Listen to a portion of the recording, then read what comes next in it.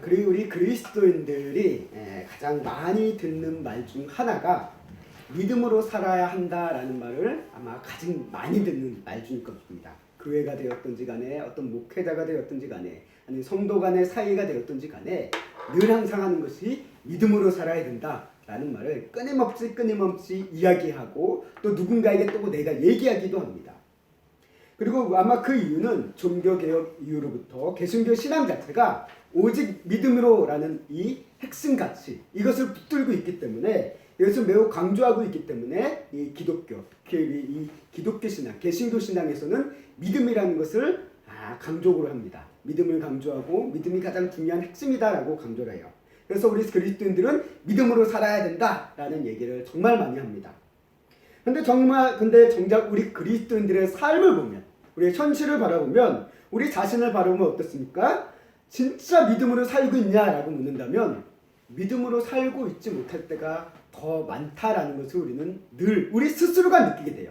그래서 우리가 그것 때문에 우리가 때로 낙심하기도 합니다. 나 왜 믿음으로 살지 못하지? 왜 난 믿음을 이렇게 역하지? 라고 하며 우리 스스로 때로 자책감에 빠지고 어떤 정죄의식에 빠지게 되어지는, 그리고 내가 침체되어지는 그런 순간들을 경험할 때가 아마 적지 않을 거다라고 저는 생각이 되어집니다. 그 이유가 그렇다면 그 왜 우리 성도들이, 우리 그리스도인들이 이 세상에서 믿음으로 살지를 못할까라고 이야기했을 때 그 이유는 몇 가지가 있을 것 같아요. 그 중에 하나는 우리가 믿음으로 산다는 것이 뭔지를 모르기 때문에 그럴 수도 있을 것 같아요. 도대체 믿음으로 산다는 게 뭐지? 라고 했을 때 믿음으로 살라라고 했는데 정작 믿음으로 사는 게 어떤 식으로 사는 게 믿음으로 사는 건지를 우리가 모호할 때가 많아요. 어떻게 도대체 믿음으로 사는 걸까? 믿음으로 산다는 게 구체적이 어떤 모습일까? 라는 게 개념이 참 안 잡힐 때가 많이 있다는 것입니다.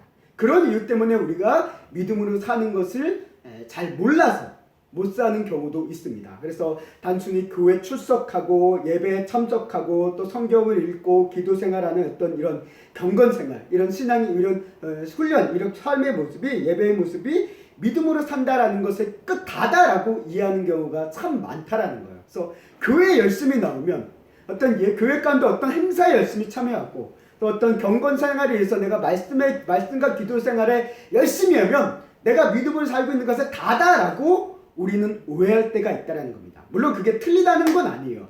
그것도 어느 정도 맞습니다. 그러나 그게 믿음으로 사는 것의 전부다라고는 할 수 없다는 거예요. 믿음으로 산다는 것이 무엇이냐라고 했을 때 우리는 그것이 단순히 종교활동의 영역을 넘어서는 그보다 훨씬 큰 의미가 성경을 담고 있다는 것을 우리는 보게 된다는 것입니다.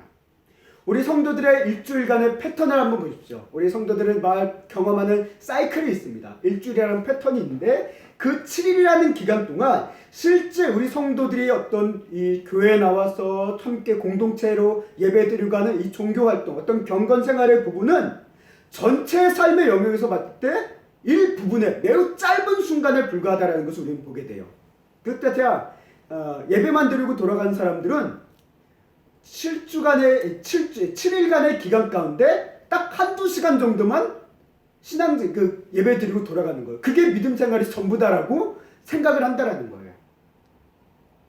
그렇기 때문에 우리가 믿음으로 살아간다는 것 자체를 참 오해하고 있고 잘못 생각하고 있을 때가 너무나도 많다라는 것입니다.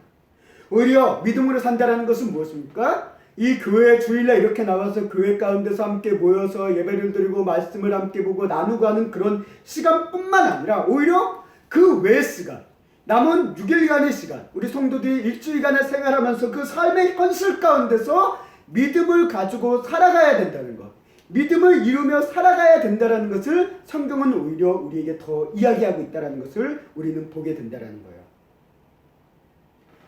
우리가 오늘 이 역대기 하 말씀을 통해서 등장하는 여호야다라는 제사장이 있습니다. 이 제사장의 모습을 통해서 우리가 믿음으로 사는 삶이 무엇이냐에 대해서, 왜 우리가 믿음으로 살지 못하는 이유가 무엇이냐에 대해서 아마 이 여호야다의 모습을 통해서 우리가 발견할 수 있지 않을까라고 저는 생각이 되었습니다. 22장 11절 말씀에 보면 이렇게 기록하고 있는 것을 우리가 보게 됩니다. 우리 함께 읽겠습니다. 시작. 왕의 딸 여호사부아시 아하시아의 아들 요아스를 왕자들이 죽임을 당하는 중에서 몰래 빼내어 그와 그의 유모를 침실에 숨겨 아달랴를 피하게 하였으므로 아달랴가 그를 죽이지 못하였더라. 여호사브앗은 여호람의 왕의 딸이요 아하시아의 누이요 제사장 여호야다의 아내이더라. 아멘. 어떻게 보면 다윗 왕과의 혈통이 끊어지지 않을 수 있는 하나의 계기가 있었습니다. 마치 이 순간을 보면 우리가 뭘 떠올리게 되냐면 출애굽시기에 모세가 살아난 장면을 떠올리는 것 같은 그런 느낌을 받아요. 어떻습니까? 왕의 폭군의 압대 가운데 모든 아이들이 다 죽어야 되는 상황 가운데 모세라는 아이를 숨겨서 그 어머니가 숨겨서 키우다가 숨겨서 석 달을 키우다가 나이간까지 이렇게 탁 해서 목숨을 건기게 하는 그런 물론 하나님의 도우심과 보호하심의 과정도 있었겠지만 그 과정이 마치 떠올린다는 거죠. 아달랴가 모든 다윗의 혈족들을 다 죽이는 가운데 이제 여호사밧이 이제 그 어린 아이 요아스라는 여인 아이를 자기에게는 조카죠. 조카인 아기를 숨겨가지고 이제 키우다가 이제 여호야다에게 맡겨서 이제 6년간을 키우게 되어주는 그 이야기가 오늘 말씀 가운데 기록되는 것을 보게 됩니다. 뭐 이 여호야다의 아내, 이 여호사브앗은 누구냐? 성경 11절 말씀에 나있습니다. 여호사브앗의 아내였고 여호람 왕의 딸이었고 아시아의 누이였다라고 얘기하고 있는 것을 봐서는 그런 여인이었다라는 거죠. 어떻게 보면은 뭐 아시아의 누이, 아달랴의 딸이라고도 볼 수 있겠죠. 그런 여인이었습니다. 그가 이제 이렇게 어떤 이유가 됐든지 간에 저기 조카를 숨겨서 이제 목숨을 건지게 되는 그런 이야기를 오늘 말씀이 22장 11절 말씀이 기록하고 있습니다. 그렇게 6년이라는 시간이 흘러요. 아주 조용한 6년이라는 시간. 우리 22장과 23장의 짧은 구절, 이 23장과 22장과 23장의 변화되는 딱 이 짧은 한 구절의 차이지만 시간적으로는 무려 6년이라는 시간이 그 안에 있다라는 거예요. 이 성경은 이 아달랴의 치세 6년에 대해서는 기록하고 있지 않습니다. 그러나 우리가 봤을 때 적어도 아달랴 치세가 6년 정도 유지됐다라고 한다는 것은 적어도 그녀가 이 여인이 정치적으로 아주 무능하진 않았던 걸로 보여요. 우리가 북이스라엘 왕조만 봐도 뭐 6년이 뭡니까? 일주일만 권세를 잡다가 목숨을 잃은 사람도 있었어요. 그런 시기였기 때문에 이 아달랴가 6년이나 다스렸다라고 한다는 것은 아주 무능한 여인은 아니었다라는 거예요. 그 잘 다스렸는데 어떤지는 모르겠어요. 그러나 무능한 여인은 아니었다라는 겁니다. 그리고 그 더 나아가서 그 전에도 이제 이 아달랴는 자신의 아들을 두고 아들이 왕이 될 때 일종의 섭정처럼 아마 이 아들을 좌지우지했던 그런 여인으로도 성경은 기록하고 있습니다. 그러니까 단순히 이 여인의 정치력이 단순히 이때만 6년 반짝 나온 게 아니라 꽤 오래전부터 탄탄하게 갖춰져 있었다는 거예요. 그런 여인이 이 남유다를 6년 동안 다스렸습니다. 그러나 이 여인이 6년 동안 어떻게 다스렸을까라는 것은 알 수가 없지만 그녀의 성정이 어떠했느냐라고 봤을 때 그녀의 치세가 태평성대의 치세는 아니었을 것이다라고 추측해 볼 수는 있어요. 그래서 역대하 21장 6절 말씀과 역대하 22장 3절 말씀에 보면 이와 같은 말씀이 있는데 우리 한번 보도록 하겠습니다. 21장 6절 말씀 함께 읽겠습니다. 시작. 그가 이스라엘 왕들의 길을 행하여 아합의 집과 같이 하였으니 이는 아합의 딸이 그의 아내가 되었습니다. 그가 보시기에 여호와 보시기에 악을 행하였으나. 아멘. 22장 3절 말씀도 보겠습니다. 시작. 아하시아도 아합의 집의 길로 행하였으니 이는 그의 어머니가 꾀어 악을 행하게 하였습니다. 아멘. 이 아달랴라는 이 영향력이 남편에게도 그렇고 그 아들에게도 그렇고 상당한 영향력을 끼쳤다는 거예요. 그래서 둘 다 아합 왕의 길로 따라가게 할 정도로 살살살 꼬드겼다라는 거예요. 꼬드겼다라는 거예요. 그래서 거기에서 남편도 그렇고 아들도 그렇고 다 그들의 모습이 그냥 아합 왕조의 모습을 그대로 따라갔다라고 성경을 기록하고 있다라는 것입니다. 한마디로 이 아달랴는 남편과 아들을 좌지우지하는 그런 여인, 아마 대단한 여인이었던 것 같아요.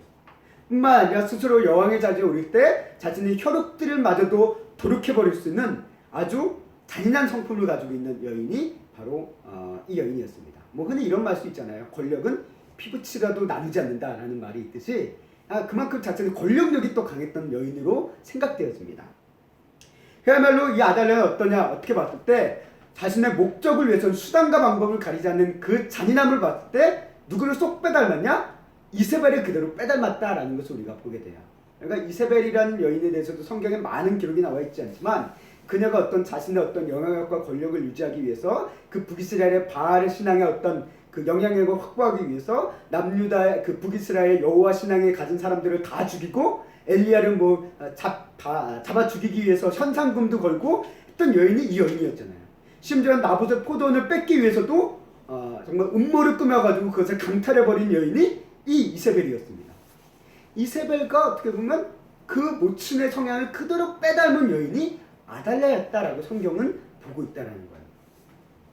그렇기 때문에 이 6년이라는 시간 동안 이 아달랴가 남유다를 다스렸을 때 6년이라는 동안 나름대로 나라를 다스렸지만 그 치세의 기간에 그녀의 잔인함은 충분히 나타났을 것 같아요. 자신을 거역하는 자들, 자신의 어떤 바알신앙, 이 여인은 바알신앙의 어떤 그것을 확고히 붙잡고 있는 여인입니다.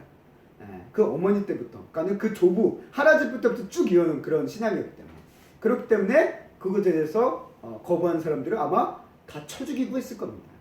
그런 여인이었기 때문에 아마 자신의 권력과 치세를 위해서는 얼마든지 잔인한 일을 행할 수 있는 여인이 이 아달랴였을 것이다라고 우리는 이미 추측해 볼 수 있는데요. 성경적인 근거는 없어요. 성경적인 배경적이나 어떤 명시적인 근거는 없지만 우리가 사연적으로 봤을 때 그런 부분을 추측해 볼 수 있다는 거죠. 어쩌면 결혼 후부터 이 여인은 남유다 자체를 북이스라엘처럼 바알 신앙 체제로 완전히 바꿔버리려고 했던 여인이었을지도 모른다라는 거예요. 이처럼 남유다의 사회의 모든 것이 이 6년이라는 아달랴의 시간 동안은 폭군에 의해서 지배를 받던 신앙적으로는 암흑의 시기였다라고 성경은 보고 있다는 거예요. 요즘 우리 주변을 보면 어떻습니까? 우리 주변에 보면 여기 저도 그렇지만 여기 주변에 헬스장들이 참 많습니다. 우리 뭐 집 앞에도 헬스장이 참 많이 생겨서 건강과 체형관리 시설들이 정말 너무 많아요. 흔히 얘기하기로는 그동안 한동안 뭐 어디 건물에 가면 교회가 없다라고 여기에서 교회가 많다라는 식으로 얘기했는데 요즘은 어떻습니까? 어딜 봐도 헬스장이 있고 어딜 가도 필라테스장이 있고 그런 건강관리 시설들이 정말 많아졌다라는 거예요. 그 이유가 뭘까? 그만큼 사람들이 건강과 어떤 자신의 체형관리에 많은 관심을 기울이는 시대다라는 것을 또 엿볼 수 있는 그런 하나의 시대의 흐름을 우리가 느낄 수 있다는 거죠. 또 우리가 유튜브를 봐도 이런 건강이라든가 체형관리에 대해서 이야기하는 영상들이 정말 많습니다. 정말 많아요. 우리는 운동의 필요성 그리고 어떤 때로는 이 체중이 과체중인 사람들은 다이어트를 해야 될 필요성을 너무나도 잘 알고 있습니다. 그럼에도 불구하고 알고 있음에도 불구하고 우리가 그것을 하지 못하는 이유가 뭘까요? 그 이유는 힘들기 때문에 그렇습니다. 힘든 운동을 해야 돼요. 식단 관리를 통해서 기존에 맛있게 먹던 음식도 포기해야 됩니다. 오랜 기간 또 꾸준히 지속해야 돼요. 그거에 비해서 나오는 결과는 그렇게 빨리 나오질 않아요.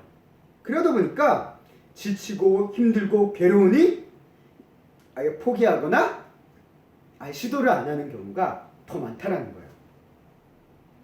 우리 그리스도인들이 세상을 살아가면서 현실을 살아갈 때 세상이라는 현실을 살아갈 때 믿음으로 살아가는 것이 힘든 이유가 바로 이것과 비슷하지 않나라는 생각을 해보게 되었습니다.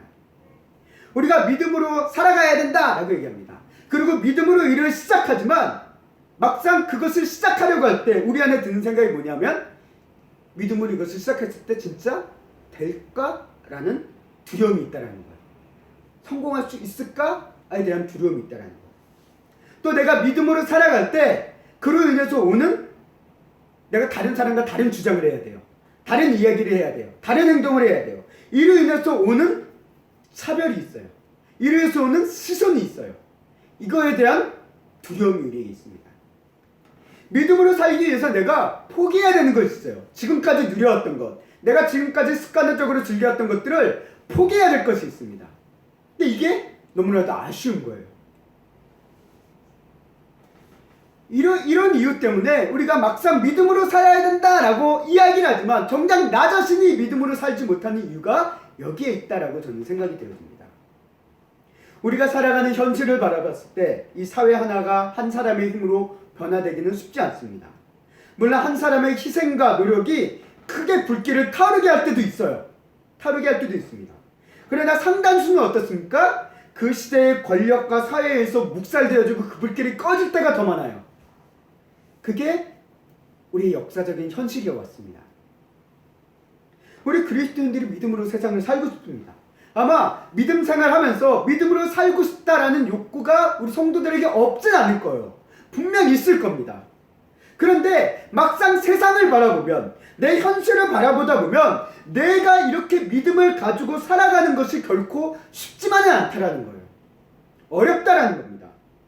그렇기 때문에 현실적인 이유로 인해서 처음부터 믿음으로 사는 것을 시도하지 않거나 조금 시도해봤지만 중간에 쉽게 포기해버리는 이유가 여기 있지 않나라고 저는 생각을 해보게 되었습니다.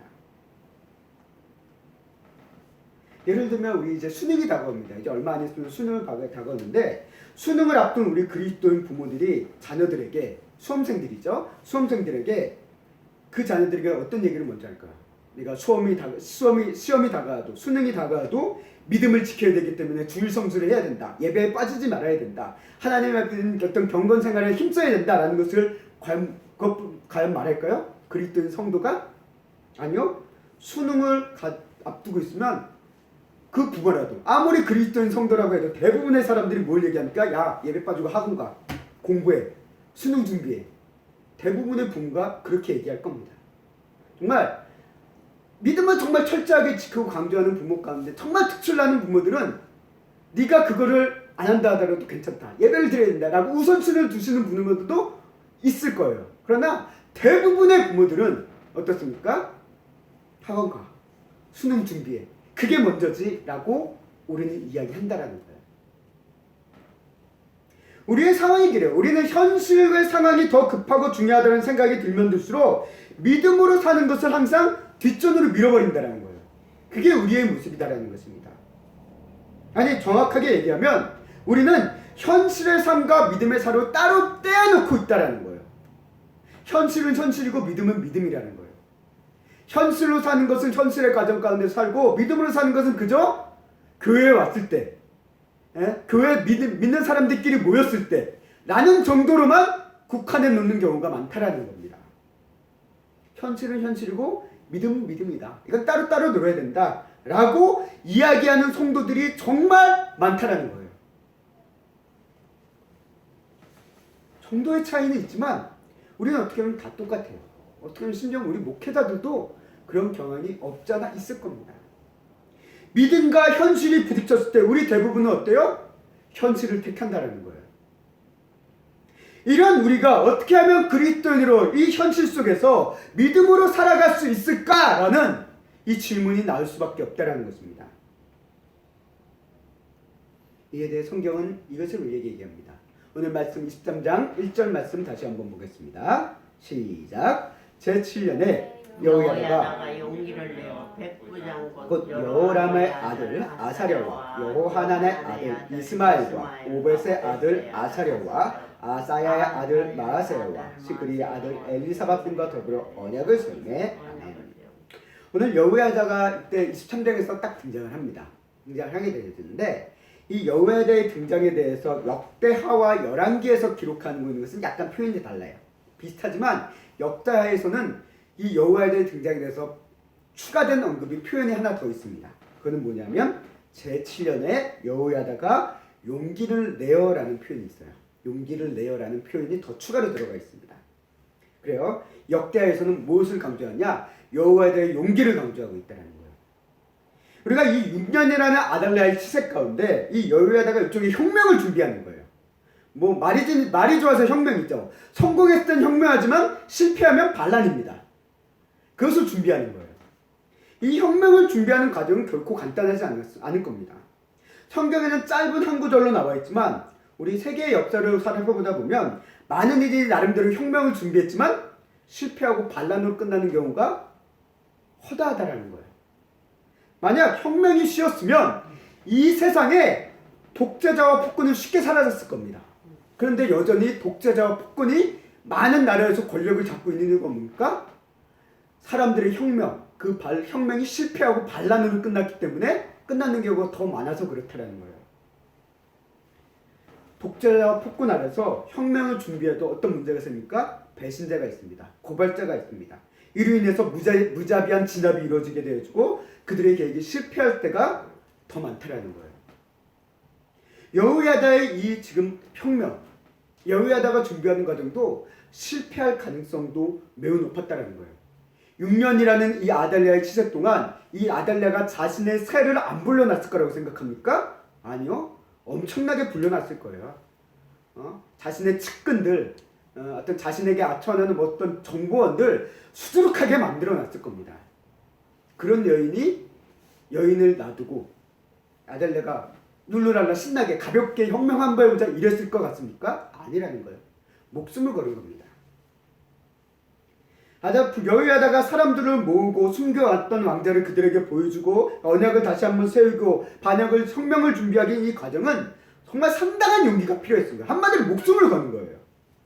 혹시라도 누군가가 이렇게 모인 사람 중 혹시라도 누군가 한 사람이 아달랴에게 이야기합니다. 아달랴에게 정보를 흘린다. 또는 이렇게 모임에 대해서 아달랴의 측근이 이것을 보았다 라고 한다면 그 순간 자신들은 다 목이 날아가는 거예요. 여호야다가 만난 이 사람들이 다 내 편을 들어준다는 보장은 여호야다 자신도 할 수 없다라는 거예요. 그럼에도 불구하고 오늘 말씀을 얘기합니다. 여호야다가 용기를 내서라는 표현이 역대에는 분명히 기록되어 있어요. 11개는 없습니다. 11개는 그냥 여호야다가 사람들을 부르어 모았다라고 되어 있지만 역대에는 여호야다가 용기를 냈다라고 얘기하고 있습니다. 자, 우리가 어떤 일을 시도할 때 항상 무슨 일을 시도할 때 우리에게 필요한 건 뭐냐면 용기가 필요해요. 크건 작건 용기가 필요합니다. 기존의 나의 생활 방식과 습관과 생각을 바꾸기 위해서도 용기가 필요해요. 왜? 그것은 나이가 기존까지 해왔던 것들을 바꾸고 끊고 버리기 위한 그것들이 용기가 단호함이 필요하기 때문에 용기가 필요하다는 거예요. 우리가 이 요구되는 용기가 오늘 말씀처럼 세상을 뒤집는, 사회를 뒤집는 그런 거창한 용기가 아닐 수도 있습니다. 용기는 어떻게 보면 단순히 말하면 시작하고 보는 것, 한 발짝 내딛는 거예요. 근데 우리는 어떻습니까? 그 한 발짝이 참 안 내딛어져요. 안 내딛어요. 갈까 말까 이러지. 용기가 잘 안 생긴다는 게 우리의 문제다라는 겁니다. 우리가 사람들이 얘기해요. 왜 그렇게 용기를 내? 용기를 못 내? 용기를 내? 라고 하는데 정작 우리가 그 상황에 처하면 용기가 안 나요. 다른 사람들한테 쉽게 용기를 내라고 하면 막상 내가 그 상황에 처하면 안 된다라는 거예요. 두렵다라는 거예요. 한 발짝이 안 떼진다라는 겁니다. 그럼 우리가 어떻게 용기가 생길까요? 여호야다의 용기는 도대체 어디서 생겨나는 걸까요? 그의 기질일까요? 이에 대해서 성경은 히브리서를 통해서 우리에게 답을 준다라고 저는 생각이 들었습니다. 성도가 현실 속에서 믿음으로 살아가기 위해서 히브리서는 이렇게 이야기를 하고 있습니다. 히브리서 11장 6절 말씀, 우리가 매우 잘 알고 있는 말씀인데 함께 읽겠습니다. 시작. 믿음이 없이는 하나님을 기쁘시게 하지 못하나니 하나님께서 하나님께 나아가는 자는 반드시 그가 계신 것과 또한 그가 자기를 찾는 자들에게 상 주시는 이심을 믿어야 할지니라. 아멘. 히브리서는 성도가 믿음으로 사는 삶에 대해서 두 가지를 설명합니다. 무엇입니까? 첫 번째는 하나님이 계신 것을 믿는 거예요. 성도가 현실 속에서 믿음으로 산다는 것은 매 순간 하나님이 계신다라는 것을 확신하기 때문에 믿음으로 살 수 있다라는 거예요. 아멘. 세상에 수많은 사람들이 이야기를 합니다. 예수는 하나님을 믿지 않는 신앙이 없는 사람들, 그런 사람들은 뭐라고 얘기하냐면 신은 죽었다라고 얘기해요. 신은 존재하지 않는다라고 얘기해요. 신은 인간의 신앙과 필요에 의해서 탄생되어지고 만들어진 존재다라고 얘기해요. 그게 이 세상에 갇히고 있는 그런 신관이에요. 무신론적인 관입니다. 이것이 점점 커지고 있다는 거예요. 그런데 이 같은 세상과 사람들 속에서 성경은 뭐라고 선언하고 있냐? 하나님께서는 모세를 향해서 말씀하시죠. 나는 스스로 있는 자다라고 말씀하십니다. 아멘. 그리고 태초에 하나님께서 천지와 인간을 창조하셨다라는 말씀을 통해서 인간의 신앙과 필요에 인해서 탄생한 신이 아니라 이미 존재하셨던 하나님이시기 때문에 그들이 그런 하나님을 믿는 것이다라고 성경은 얘기하고 있다는 거예요. 하나님이 먼저 계셨고 인간의 필요와 신앙에 의해서 만들어진 신이 아니다라는 것이에요. 성경은 그것을 얘기하고 있다라는 거예요. 아멘. 또한 성경은 하나님이 계신데 그 하나님이 어디에 계신가라는 것을 인류에게 설명해 주고 있습니다. 하나님은 우리가 생각할 때 우리는 흔히 생각해요. 멀리 떨어진 하나님, 먼 차원에 있는 하나님, 죽고 난 다음에 만날 하나님, 이 정도로 생각할 때가 참 많다라는 거예요. 그런데 그래서 이러한 하나님이기 때문에 하나님은 내 삶에 영향을 못 미칠 것이다 라고 생각하는 사람들이 있습니다. 그러나 성경을 통해서 말씀하신 자신을 보여주신 하나님은 어떤 하나님입니까? 여호수아 1장 9절 말씀 우리 함께 읽겠습니다. 시작. 내가 내게 명령한 것이 아니라 강하고 담대하라. 두려워하지 말며 놀라지 말라. 내가 어디로 가든지 내 하나님 여호와가 너와 함께 하느니라 하시니라. 아멘. 성경이 얘기합니다. 이 하나님은 어디에 계시느냐? 물론 어떤 존재론적으로 봤을 때 우리와 차원이 다른 차원에 계시는 분일 수도 있습니다. 그러나 그런 하나님 다른 차원에 계신다고 해서 우리가 동떨어진 하나님이 아니라 그분은 어느 곳에도 계신 분이라는 거예요. 이것을 이제 신학적으로 하나님의 편재성이라고 얘기하고 있는데요. 그래서 성경에서 얘기합니다. 여호수아 이 구약을 통해서도 얘기합니다. 하나님이 우리와 함께 하신다라는 것을 얘기하고 있어요. 함께 하신다. 하나님은 우리와 함께하고 계신다라는. 하나님은 계신데 멀리 계시는 것이 아니라 어디에 계시냐? 우리와 함께 하신다라는 거예요. 우리가 가까이 계신다는 거예요. 심지어 우리 안에 계신다라고 신약에서는 이야기하고 있습니다. 이러한 하나님이 함께 하심으로 통해서 이 하나님이 함께 하신다는 믿어지는 그 순간 우리 안에 뭐가 생기냐면 용기가 생겨난다라는 거예요.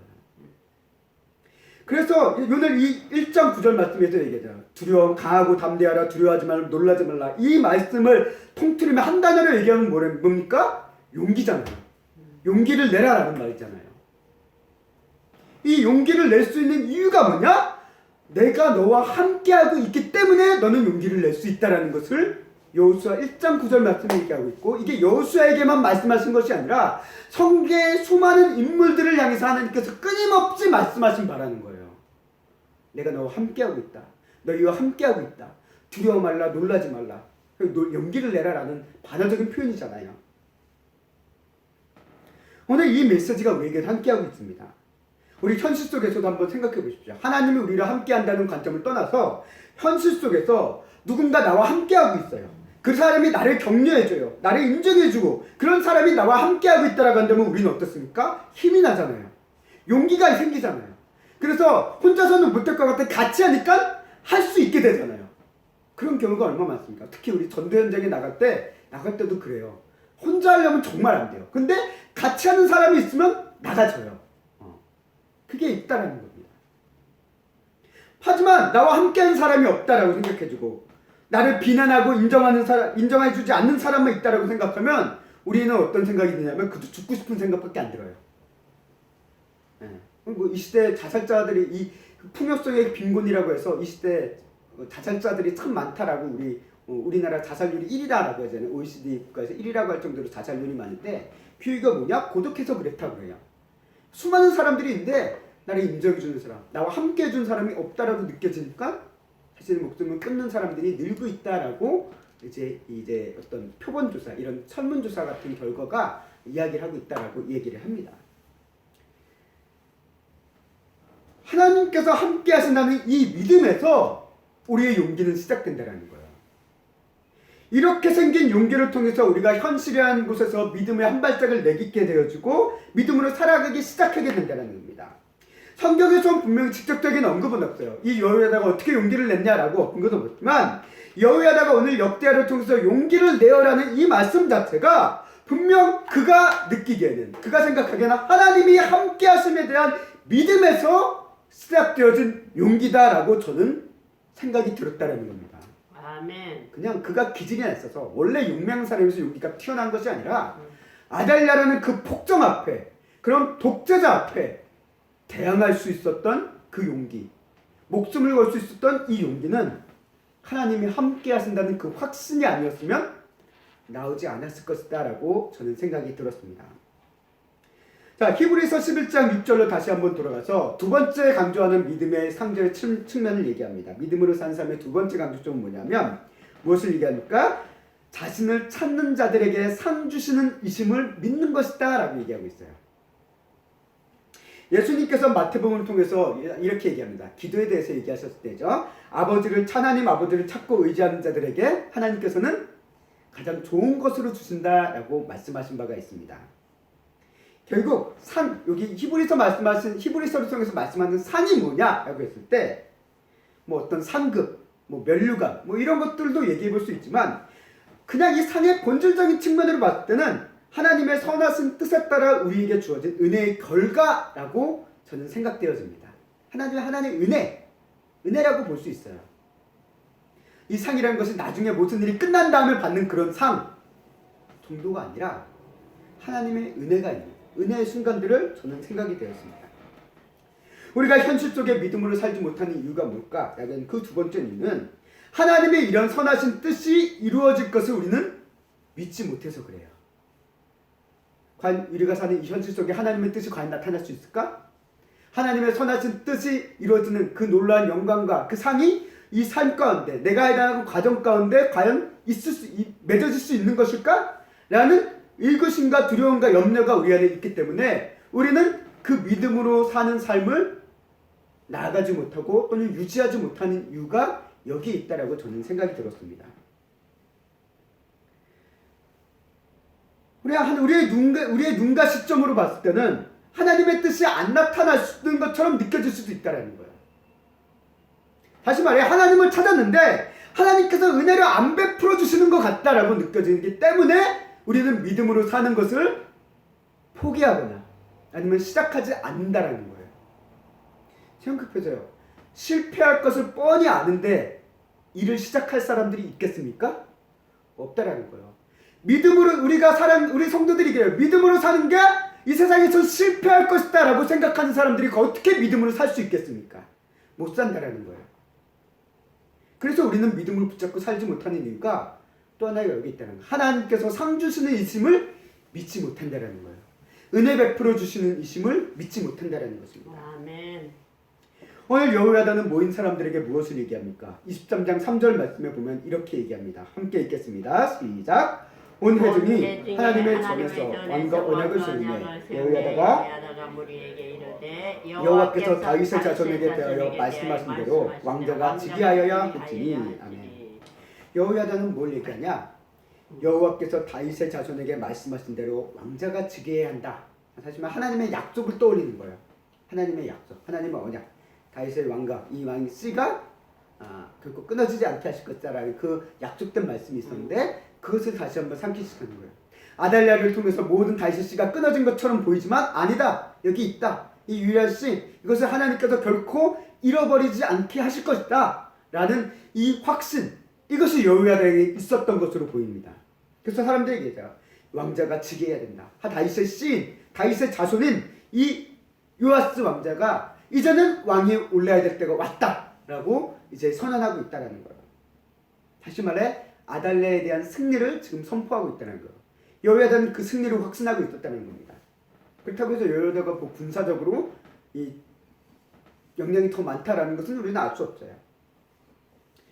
이런 여호야다를 통해서 결국은 어떻게 됩니까? 아달랴의 폭정은 끝납니다.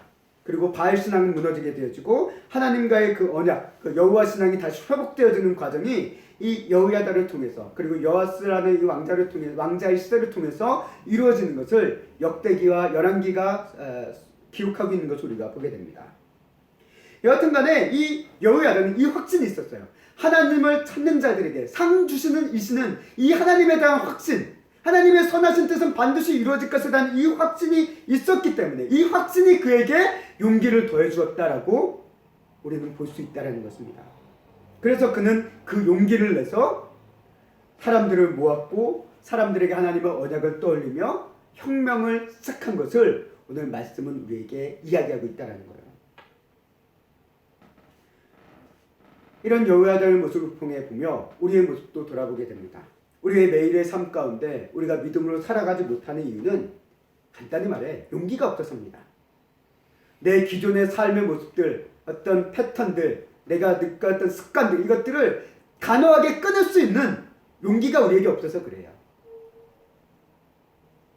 이 용기가 없는 이유는 또 뭐냐? 결국 그 용기가 없는 이유는 하나님이 함께 하신다는 그 확신을 우리가 못 갖기 때문에 그렇습니다. 또 가장 좋은 것으로 주신다 하나님의 선하심, 상 주시는 이시면 하나님의 선하심을 우리가 믿지 못하는 불안과 두려움 때문에 우리는 용기를 내지 못한다라는 것입니다. 하나님께서 함께 하신다는 확신은 우리에게 용기를 주고, 이렇게 시작한 용기로 내딛은 믿음의 시작의 발걸음은 우리의 용기는 우리의 믿음을 더욱더 또 강하게 해준다는 거예요. 우리가 믿음으로 살기 위해서는 용기가 필요합니다. 내 지금까지의 삶의 습관, 생활 방식, 어떤 태도, 어떤 관계, 이런 것들을 버리고 바꾸고 포기해야 되는 용기가 필요하다는 거예요. 이 용기 없이는 믿음의 길을 갈 수가 없습니다. 이로 인해서 오는 어려움과 유혹이라는 힘든 상황을 맞서 싸울 거라는 용기가 우리에게는 필요하다는 거예요. 또한 우리는 하나님의 선하신 뜻이 반드시 이루어질 것이다 라는 믿음이 있어야 됩니다. 이 믿음이 우리에게 용기를 줍니다. 내가 이렇게 애쓰는데, 내가 이렇게 수고하는데 이것이 아무 결실 없을 거야, 망하게 될 거야, 헛될 거야 라고 생각한다면 우리는 믿음으로 갈 수 없습니다. 근데 주님께서 말씀하시죠. 10편 말씀에서 이야기하죠. 눈물로 씨를 뿌리는 자는 기쁨으로 거둘 것이다 라고 얘기하고 있습니다. 하나님의 뜻 안에서 하나님의 나라와 하나님의 의를 구하는 자들에게는 반드시 하나님께서 주시는 놀라운 상이 있음을 성경은 우리에게 이야기하고 있습니다.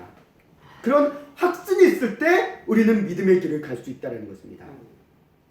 물론 그것이 내가 원하는 때에 내가 원하는 형태가 아닐 수도 있다라는 것을 우리는 인정하며 또한 갈 수 있어야 된다는 거예요.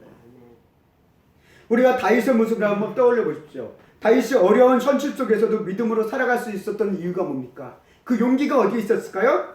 지금은 비록 사회의 위협 가운데 도망치는 도망자였지만 그는 하나님이 자신과 함께 하신다는 사실을 끊임없이 믿었습니다. 그리고 하나님의 선하신 뜻, 자신을 향한 뜻, 네가 왕이 될 것이라는 하나님의 선하신 뜻이 이루어질 것을 그는 믿었어요. 그렇기 때문에 그는 용기를 잃지 않고 끝까지 나아갈 수 있었다라고 저는 생각이 들었습니다. 아멘. 오늘 예수님께서도 우리에게 말씀하십니다. 뭘 말씀하셨습니까? 제자들에게 말씀하셨던 것이 우리에게 하신 말씀이죠. 세상 끝날까지 너희와 항상 함께 할 것이다 라고 말씀하고 계십니다. 우리는 이 시간에도 또 앞으로 우리가 삶의 현실 속에서 일주일의 삶 가운데 우리가 현실 속에 맞닥뜨릴 속에도 그 순간 여러분과 함께하고 있는 예수님이 있음을 믿음이 우리 안에 용기가 될 수 있음을 저는 믿습니다. 아멘. 우리 성도들의 삶 통해서 하나님이 나와 함께하고 계시고 예수님이 나와 함께 하신다는 그 믿음의 확신이 우리에게 용기로 변환되어지고 우리의 삶이 용기로 나아갈 수 있는 마치 여호야다의 용기와 같은 그런 모습으로 우리가 세상을 나아가며 또 하나님의 일을 맡겨진 일들을 믿음으로 해나갈 수 있는 우리 귀한 세움교회 성도님들이 되시기를 간절히 소망하고 축원합니다. 아멘. 이 예수님은 세상을 이기셨다라고 말씀하십니다. 그렇기 때문에 하나님의 선하신 뜻은 반드시 이루어집니다. 하나님의 은혜와 응답과 도우심과 보호하심이 또한 우리에게 이 모든 가정 가운데 있음을 성경은 우리에게 끊임없이 약속하고 있습니다. 세움교회 성도 여러분, 이제 믿음 안에서 용기를 내시기 바랍니다. 또 하나님을 의지하며 기도함으로 하나님의 선하신 뜻이 이루어질 것을 믿고 또 이루어졌음을 믿고 나아가시는 용기가 우리 안에 함께하기를 간절히 원합니다. 연약한 나 자신과 현실만을 바라보면 우리는 믿음으로 결코 나아갈 수 없습니다. 하나님의 살아계심과 또 함께하심 속에서 우리는 용기를 갖게 되어지고 또 하나님의 선하심의 뜻에 따라 뜻을 믿을 때 우리는 용기를 얻을 수 있습니다. 우리의 어려운 현실, 우리 세상에서 얘기합니다. 사람들이 얘기합니다. 앞으로 더 어려워질 것이다, 더 힘들어질 것이다 라고 얘기해요. 그런 힘든 상황 가운데 우리는 하나님 안에서 하나님을 통해서 함께 하시는 예수님을 통해서 어려운 현실 속에 우리가 용기를 내며 우리가 나아갈 수 있는 용기를 통해서 하나님께서 이루어가시는 이 놀라운 일들을 우리가 경험해가며 나아가는 여호야다 같은 용기의 신앙이 될 수 있기를 주님의 이름으로 간절히 소망하고 축원합니다. 아멘.